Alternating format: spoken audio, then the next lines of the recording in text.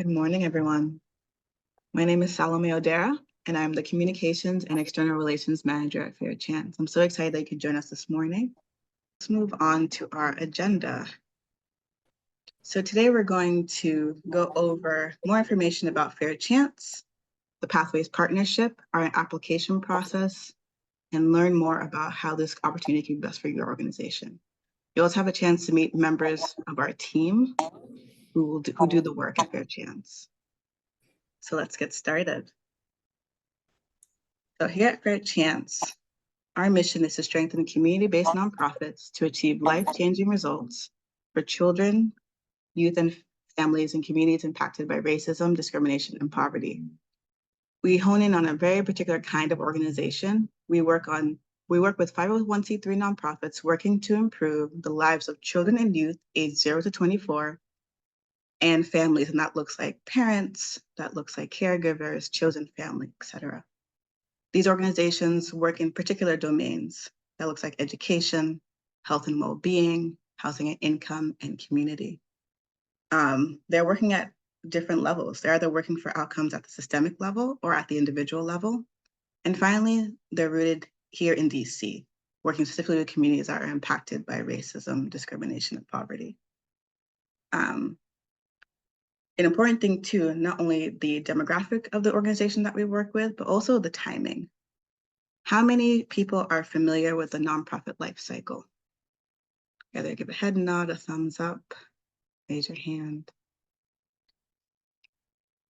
So this is a general overview of what the typical trends of organizations look like over their entire life cycle, from startup to, a full-fledged organization to decline and closure. Fair Chance in particular works with organizations past the startup phase, but in the infrastructure phase. We have two programs that we do, Pathways, that works with the early stage of infrastructure development, and then Praxis, where it's moving towards the growth phase. While this info session is primarily about the Pathways partnership, as you learn more about Fair Chance and you think the Praxis partnership may be right for you, there are opportunities to learn more. All right. I'll like to turn it over to Anjali, our Director of Programs, who will tell you more about the Pathways Partnership. Thank you, Salome. So following up on the nonprofit life cycle and where Salome pointed out where the Pathways Partnership sits, Pathways Partners are nonprofits with budgets typically under $250,000. They have been running at least one program for 1 year. They have the time, people power, and organizational resources to invest in capacity building. I didn't say money because the partnership is free, but part of what we mean by being ready to invest in capacity building is that the executive director has been in their role for at least a year and plans to stay for the duration of the partnership. The executive director can be paid or volunteer, full-time or part-time, as long as they can meet the time requirements of the partnership. And we'll talk about that in a little bit. Nonprofit Pathways Partners also have at least one member of the board who's able to participate in the partnership. I'm excited to see some board members on this call, so thank you for joining us all. The Pathways Partnership is focused on shoring up fundamental parts of a nonprofit, aligning your people, money, and programs through board development, fundraising, leadership and management, and program evaluation. To learn more about each area, you can visit the Pathways page on our website. We'll send a link after this presentation when we send you the whole presentation.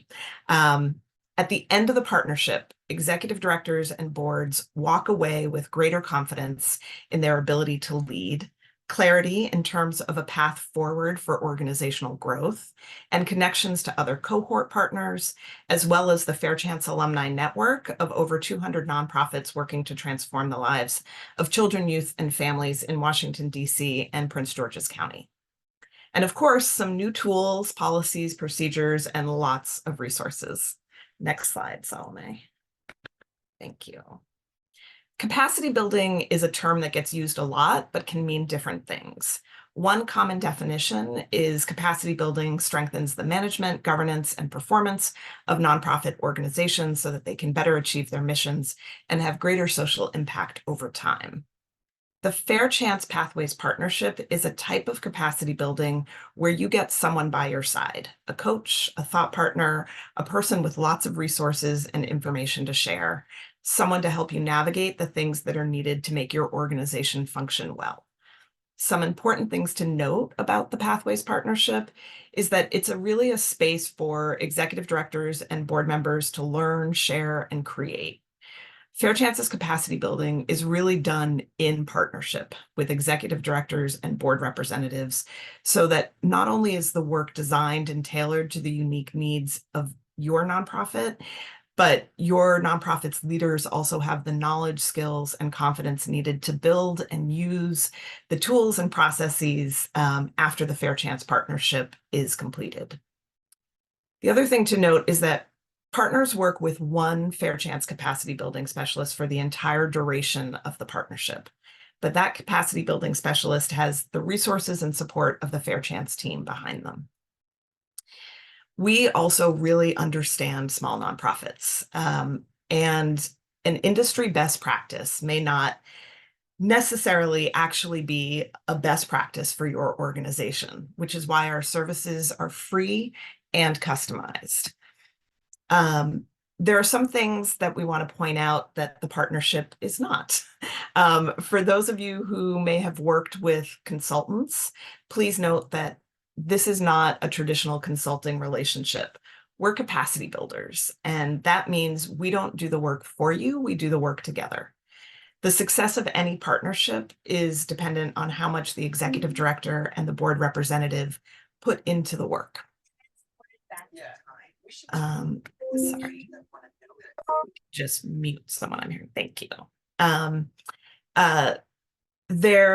This is why also timing is important for you to consider before you apply. Executive directors should ask themselves, do you plan to be focused on working on your organization's tools, procedures, and policies from October to April? Is learning and working collaboratively in a virtual setting right for you? And is there a board member who's available to actively participate in the partnership? One last thing to consider about timing is if an organization is in financial crisis, this is not the right time for the partnership. Because if you're worried about keeping your doors open, it's very hard to also have the bandwidth to focus on capacity building. We know that most executive directors of small nonprofits wear many, many hats and could use extra skilled hands, but the partnership is also not a way to get someone else to do some of the things on your plate. Our capacity building specialists are here to support you and to make getting those things done easier by having a coach, a guide, a sounding board, but we don't do the work for you. And then lastly, while we do engage your board in their work as needed, depending on what we're working on, executive directors cannot delegate the other partnership work to the board or anyone else. Next slide, Salme. Thank you. So the Pathways Partnership is an 8-month program with several components. It begins with a group orientation designed to prepare you for the partnership and to learn more about Fair Chance, the other organizations in the cohort, and their leaders. And just to note, our cohorts are very small. We take 4 organizations a year into the partnership. Executive directors participate in cohort-based learning leadership development activities, including a leadership style assessment and a multi-session discussion group. The organizational assessment is the foundation of the partnership. It's a self-rated assessment accompanied by a set of interview questions to gather qualitative information, which is administered by a capacity building specialist who also does a review of your organizational documents. The assessment helps co-create a customized work plan that establishes goals in 2 of the 4 capacity building areas that we do the full assessment on. And in these areas, the executive director, the board representative, and the Fair Chance capacity building specialist will set out these goals of what we hope to achieve during the rest of the partnership. Even though our capacity building partnerships are free, they do require a considerable amount of investment of the leadership's time. We expect that executive directors devote 8 hours a week to the partnership, with 2 of those hours consisting of virtual meetings with your capacity building specialist. A designated board member is also expected to participate in a day-long orientation, the board development assessment, and if board development or leadership and management are areas that are chosen for your work plan, the board representative will also need to devote about 3 hours a week from January to April to partnership work, including regular meetings with a capacity building specialist. Fair Chance's capacity building specialists, in turn, devote 8 hours a week to each organization during the partnership. In the partnership, there are also cohort learning opportunities, times when we'll bring the cohort executive directors and others as needed together to learn and share around specific topics. In previous years, the executive directors did leadership development work using Brene Brown's Dare to Lead book, and we held a workshop for the board's role in fundraising for all of the executive directors and all of the board members, not just the board representative. We also hold a graduation at the end of the partnership because we believe in honoring and celebrating all of your hard work. And then after the partnership, there are evaluation surveys, check-ins that you have to complete so that we can tell the story of the impact of our work together, since we're also a nonprofit and have our own fundraising mechanisms that are dependent on sharing our stories.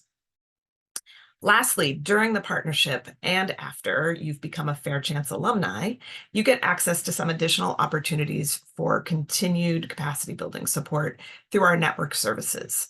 This includes a listserv exclusively for executive directors of small nonprofits, pro bono legal counsel provided by Hogan Levels, and quarterly executive director learning community sessions.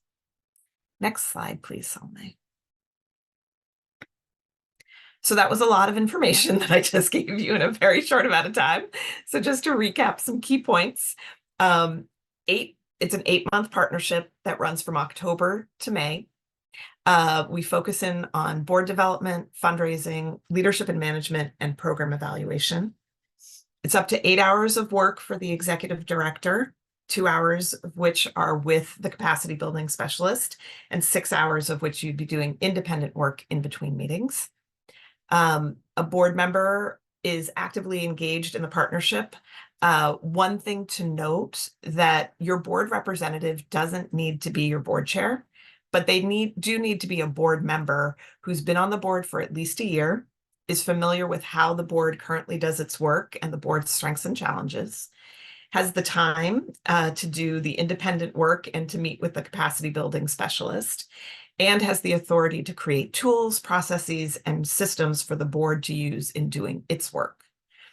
These are all listed in the eligibility criteria section on our website, and we'll include a link to that as well when we send you the presentation after this information session.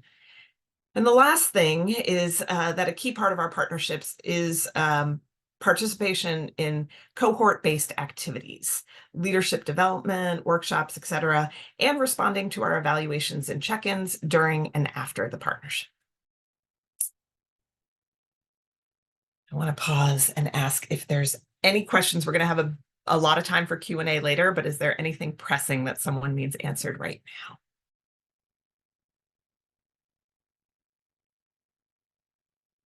Okay, I'm going to move on. Next slide, please, Solomon. Thank you. So we have amazing capacity building specialists that work at Fair Chance. And on our Pathways team, we have 2 very experienced nonprofit leaders, TL and Sweta Kamara. TL brings a wealth of experience developing and implementing national and local nonprofit programs and initiatives. Her work and areas of expertise have focused on change management, systems building, leadership development, program evaluation, and developing mutually beneficial relationships. TL is a natural problem solver who strives to increase clarity and provide tailored solutions to any challenge she encounters. TL takes great pride in being able to help local nonprofits develop, expand, and sustain their programming so that they may fulfill their missions more effectively. TL, can you share one thing that you like about working with small nonprofits in the Pathways Partnership? Sure, and good morning, good morning, good morning. I would say I really, really enjoy working together to identify solutions and or increase clarity around things that may have been challenging partners for probably the whole entire time that they've been actually involved in their nonprofit. So it brings me great joy when I can collaborate with them and we identify ways and solutions to really overcome some of the things that have been keeping them awake at night. So. Thank you, TL. Mhm. And Sweta Kamara is a change maker who is passionate about supporting people and organizations in rethinking their status quo and making generative changes that advance their personal and professional missions. She brings over 20 years of experience working with small, mid, and large nonprofits, government, and quasi-public organizations in the areas of organizational development, change management, systems and process improvement, and leadership development. Sweet, I'm going to ask you to share your response to the same question. What's one thing that you like about working with small nonprofits in the Pathways Partnership? I would say one of the big, and good morning, everyone. Welcome again. The biggest thing that I love about working with small nonprofits, and specifically those in the Pathways program, is the ability to really get some shifting in relationships between executive directors and their boards. A lot of our time, even if we don't end up working in board development, is spent in really kind of thinking through like the culture of the organization, the culture on the board, and how that needs to also align with how they want the organization to grow, to feel, to how they want to experience the organization. So I love coming in and having, a sense, maybe a regrounding around, culture, values, those type of things, but also, if there's anything that needs to be smoothed out, it is sometimes some work, but, to really kind of put the executive director and the board on the same footing so that they can work in a stronger partnership for the organization. Thank you for sharing that, Sweta. In our 2022 cohort, one of the organizations that Sweta worked with was Math Speaks. So I'm going to turn it over to Sweta to introduce our alumni speaker so y'all can hear from someone who's experienced the Pathways Partnership. All right, thank you, Anjali. I have the great pleasure of introducing Chandra Wood. She's the executive director of Math Speaks. Chandra is an Alabama native. She embodies a passion for mathematics education, and that is at the forefront of her professional journey, her nonprofit journey. In 2021, amid the challenges posed by the pandemic, Chandra founded Math Speaks, after school and weekend enrichment program designed to inspire and empower young minds in mathematics and STEM fields.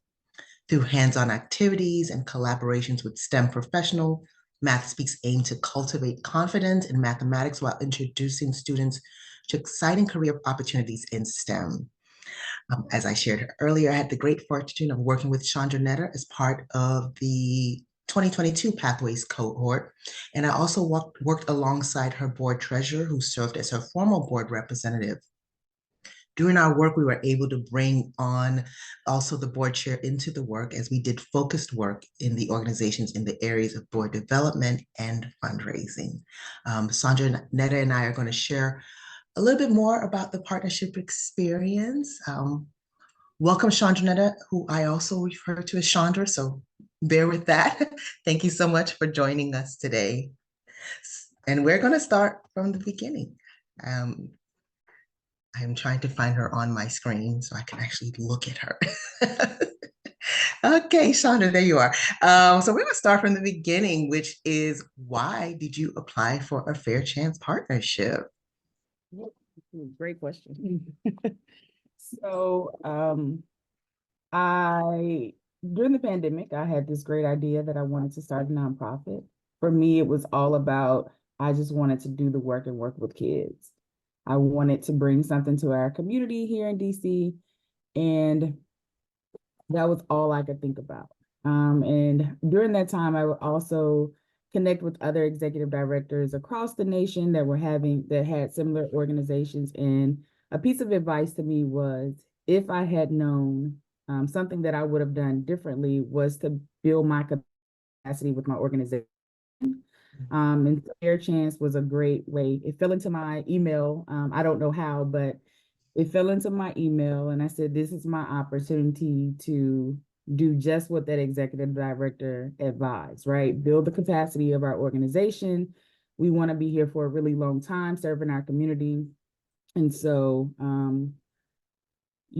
attending an information session just like this and learning more about what the partnership provided, it was hands down, we must do this. So I wanted to sustain. And so I was inspired by the work that Fair Chance does. Okay.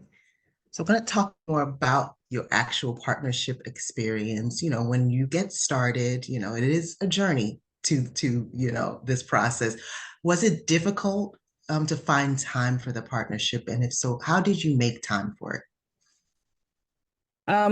I will say I was very fortunate. I just taken a new role, and so I work for another nonprofit because Math Speaks is not fully taken off yet. But I was fortunate enough to have time during the day where I could carve out 2 hours a week just to meet with Sawita. And those 2 hours went by like that every week. And then I would take, because I'm working full time, I would take either my evenings or my weekends to work on any of the assignments or any of the documents that were assigned or readings that we needed to do during that time. And I will say that the 8 months, 2 hours a week, 8 months, it goes by really quickly. And before I knew it, it was over. And I'm like, what? We're not meeting anymore. So it was really easy because this is something that I knew would take us to the next level. So definitely being able to make time for the thing that I knew would set us apart. Yeah. And I do want to pinpoint something Chandra did do, which is, I know she intentionally blocked off her Mondays to make that her Fair Chance day. So I think that also supported making time for it, giving it a day. So what are the top 2 or 3 ways that the partnership has helped? How has the organization or you as its leader, how are you all different today as a result of the partnership? How long do we have for this question? Take your time. We got some time. Some time.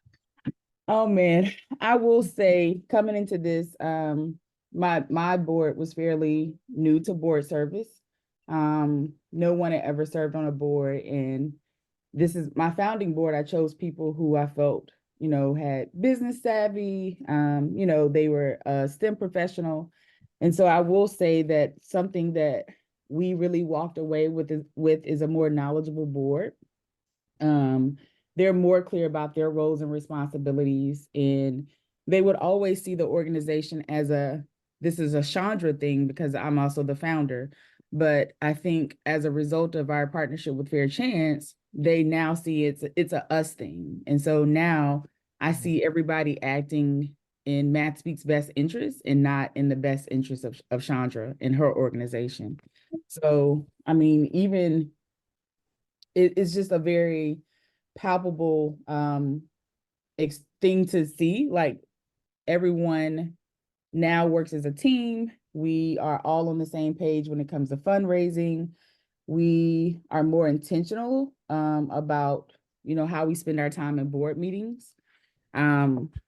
We've been able to expand our board and bring in new people because we know and we were able to orientate other board members, which was really nice. I made a whole list. Good. We've also been intentional about how we, bring in revenue streams. We've been able to be more intentional about how we share our story and the work that we do. We've been able to build a paying partnership, just from the work that we've done with Fair Chance. We've been able to apply for grants and be successful, which is something that we hadn't been able to do prior to Fair Chance. So those are just some of the great things that I feel like have really helped Math Speaks grow and are going to continue to help us, sustain our nonprofit. Thank you for sharing that. Is there anything else on that list? Just making sure you got all bases covered. Okay. Well, I do have one other thing. I Oh, think, please. as a leader, for me specifically, I'm more confident in my role. Like I said, we came into this if like, I just want to do the work. I've always worked with students as an educator. That was the thing that I always wanted to do. And so I'm more clear about what my role is as an executive director. That was something that we've done post partnership where I've built out my own roles and responsibilities. And I think I'm more in sync with my board chair. That's something that I didn't have before. I was very, unsure about how to delegate work. All the work fell on my shoulders. And so now I've been able to delegate and have my board chair and I, we meet weekly. We are talking about, what our priorities are for the organization and how we need to convey that to the other board members. And so, like I say, just seeing everybody step up in ways to help drive the sustainability of Math Speaks has been instrumental in our growth over the last few months. Oh, thank you for sharing that. Thank you so much, Rhonda, for sharing more about how the way the partnership has helped you all. What advice would you give to someone considering applying for a partnership? Yeah, I think if you are looking for a way to build a solid foundation, and you've only been focused on the work, this is a great way to sustain your nonprofit's future. This is definitely a great opportunity and to work with someone who is knowledgeable about nonprofits. I had no clue. I knew the work, right? That's all I knew. But being able to work with a CBS like Sawita on a weekly basis, who was very patient and very, it wasn't ever talking over my head. It was always on my level. This is definitely a great opportunity to work with someone who can break things down for you and, fill in gaps where, wherever they may be in your organization. So. Anything else for these people here who are considering applying for partnership? Anything? Just apply. I like it. I like that. Apply, yes. Thank you so much, Chandra, for Thank your you. time. Yeah. Thank you. And she'll be around for more questions, but am I handing it back over to you, Anjali? Or Salome? I think I'm handing it over to Salome. No, I think you're handing it over to me. Sorry. Okay. All right. And actually, before we hand it over to Salome to talk about the application process, this is where I want to open it up and ask if anyone has any questions for Chandranetta or Sweta or TL. Hi, Chandranetta. I am curious to know that in the part of you growing as a leader in this role, how did you learn creative ways to bring resources into Math Speaks, and so that you're able to do the work, the mission, and then also you're compensated for the work that you do?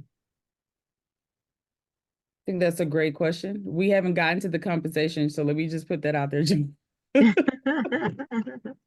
I do think, just being creative, like through this partnership, I will say, when I say like you working with someone who is knowledgeable and who's worked with other organizations, Sawita she's a very big thought partner, and she comes with a wealth of resources, and she's seen, as I think Anjali mentioned earlier, she's worked with all sizes of nonprofits. And so just having that thought partnership throughout this partnership was helpful in helping us be creative in our solutions and finding different ways to, fundraise or whatever it may be.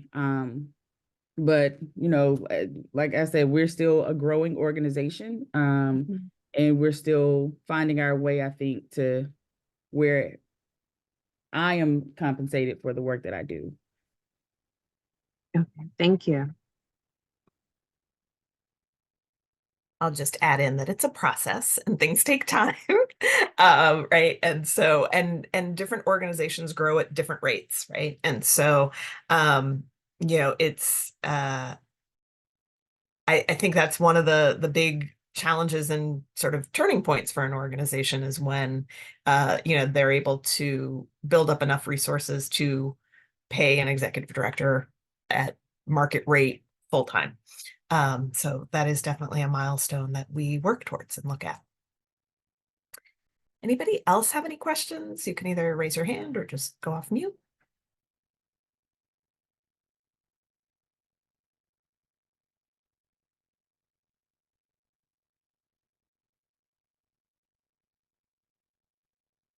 Quentin, I see you went off mute. Did you have something you wanted to ask?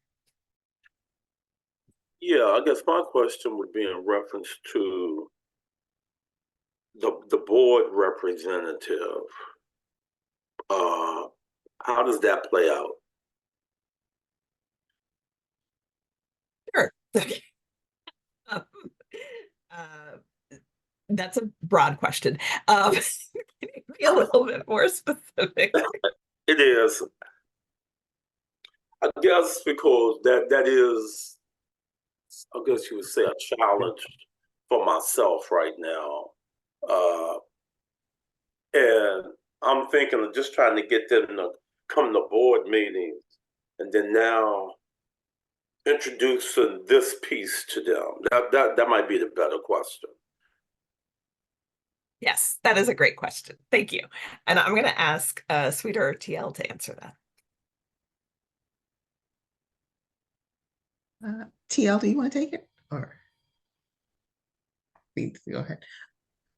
Okay, I wasn't sure. Okay, I will say, well, yes, Quentin, you're asking someone to make an additional commitment, and they often, for some board members or some people who sign up to be board representatives, that is going to require the same level of kind of intentionality around like blocking off time and those type of things. The biggest thing I would say to anyone who is thinking about who makes for a good board representative, it is that their potential level of engagement and their ability to work with others. So, and so a lot of the board work is actually happening out independently. They're going to have to find time to meet with other board members and get work done. And so that is often a lens. Like if you feel like right now, either my board members don't know each other, and you might want to start kind of seeding some of those, maybe have maybe a couple more board meetings just to see how people start to feel and vibe with each other, because they are going to be asked to work with each other. We often aren't the executive directors involved in that work, but there is a lot of their work. So it is the point of it is to shift the board's culture. We're actually working, we want the journey to feel like the destination, which is that your board is self-managed and self-ran. And so that's the point of this, is to actually have people step up, step forward, because that allows for them to start experiencing what it is for a board to run itself, manage itself, put its own practices in place.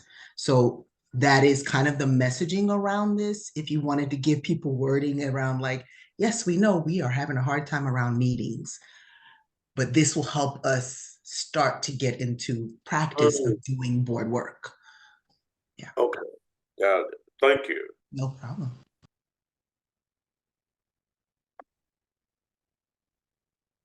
I do have a follow-up.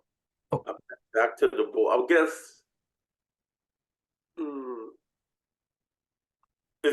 what about a new board member?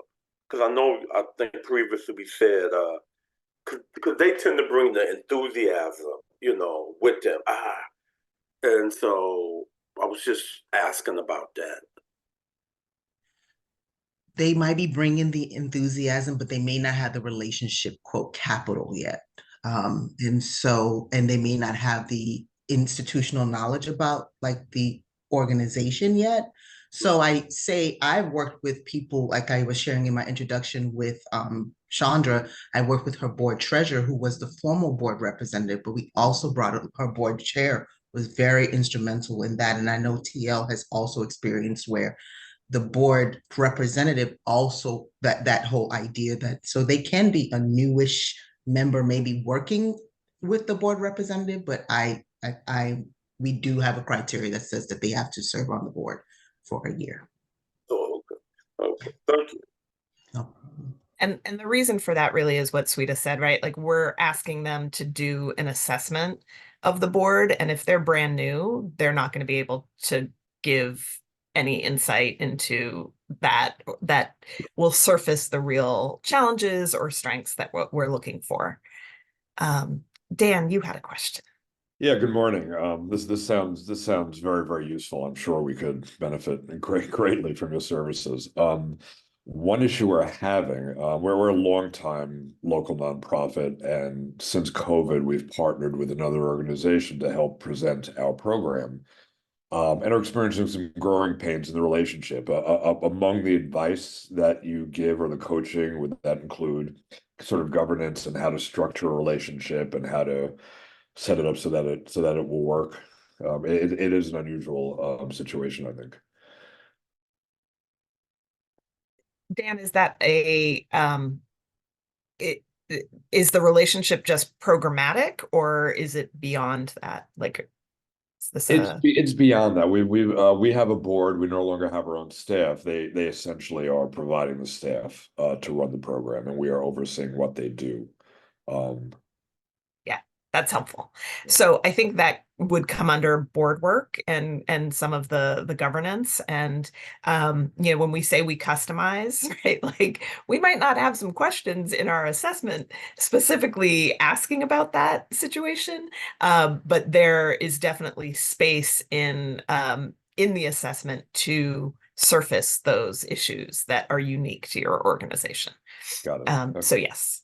Terrific. The slides are useful for me to share this with the board and with the staff we use. Will we be able to get a copy of these, or? Yes, we will be Thank you. sending the presentation to everybody, as well as this recording will be available. Fabulous. Thank you. Any other questions?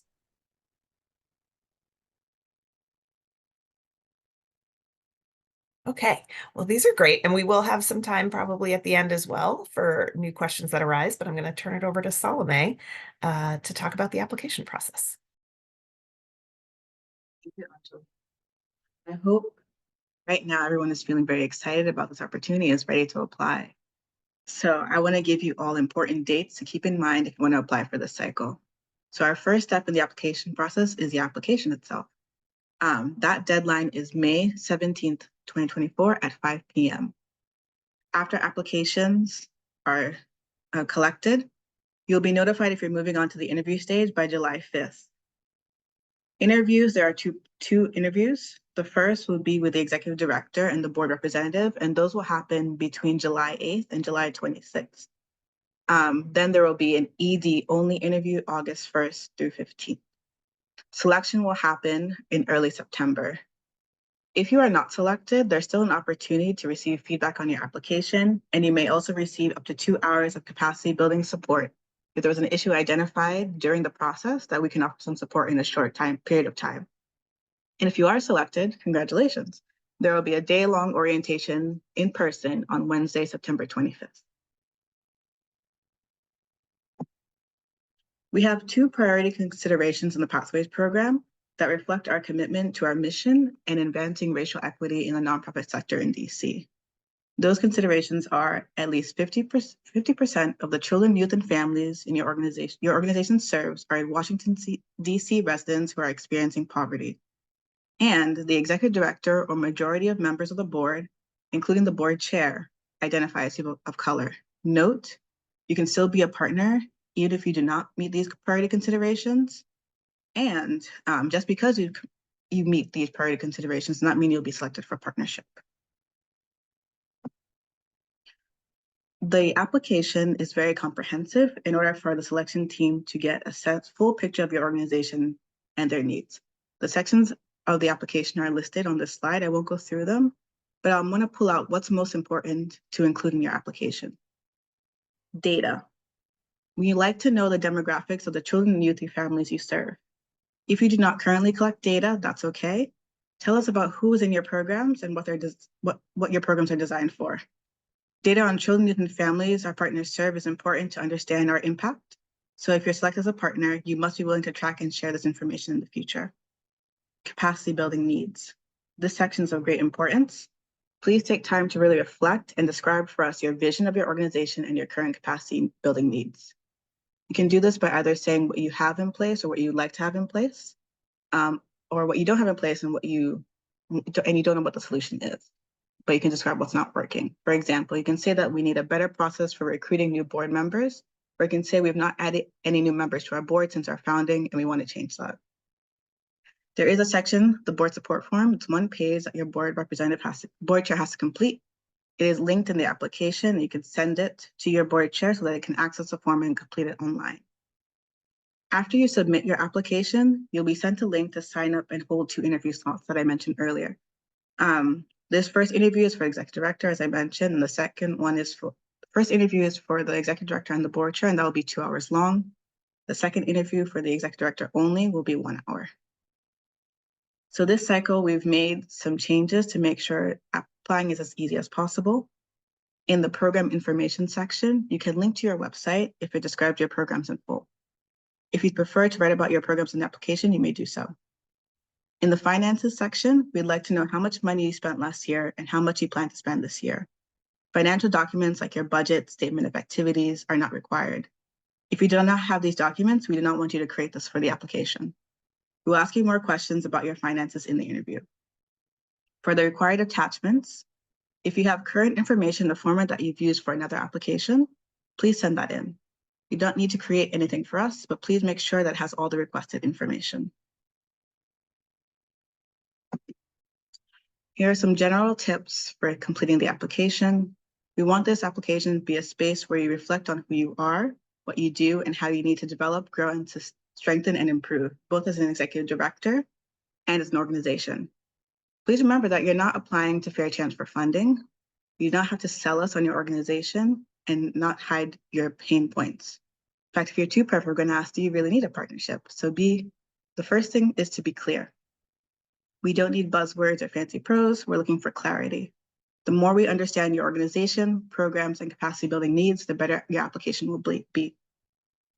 What you share will be held in confidence and will only be shared with the leadership team and program staff.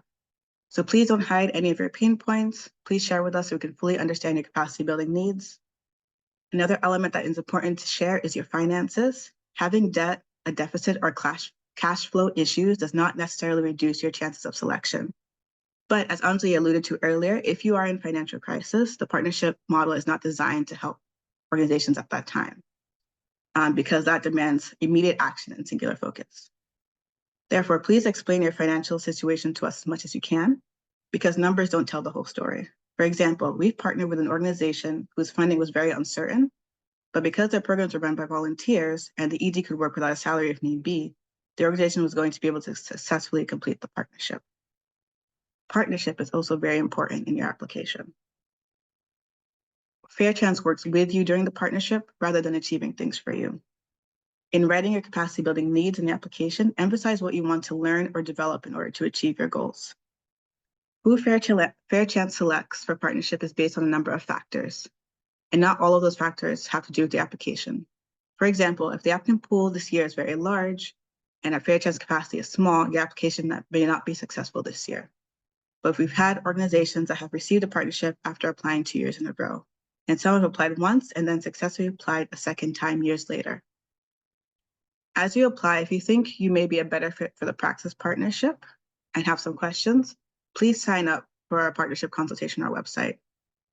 If you apply for the Praxis partnership and we determine that Praxis is better for your needs, we will let you know and have you reapply for the next Praxis cycle. Applications for Praxis will not be available until the spring and the next cohort starts. If I remember correctly, actually, please clarify, January 2025. Finally, the most important thing for the application is to start early and save your work. Applications are due again May 17th.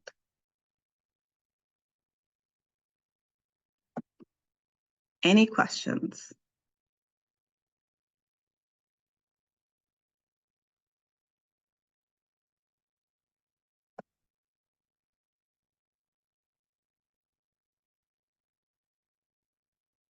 This could be about the application or anything we have shared thus far.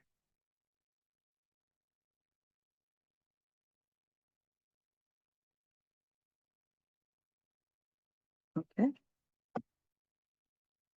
So thank you for joining us today. There are many capacity building opportunities for nonprofit organizations, but there's nothing quite like Fair Chance in terms of the one-on-one customized individual support provided by our highly skilled capacity building specialists. It's a small cohort, there's individualized attention, and most importantly, it's free. Our organization invests time and hard work, and it pays off in multiple ways. And our alumni say it best. I'll leave you with these quotes from organizations that have participated in our Pathways partnership and the results they've achieved.